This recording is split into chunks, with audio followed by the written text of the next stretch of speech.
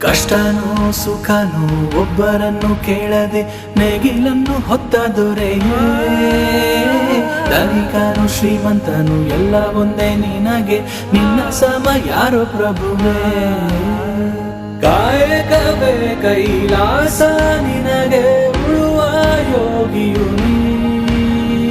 ಕೇಳಿಕೊಳ್ಳುವೆ ಅದೇವರಿಗೆ, ನಿಂಗೆ ಹೊಟ್ಟೆ ತುಂಬ ಊಟ ಕೊಟ್ಟು ಚೆನ್ನಾಗಿಡಲಿ.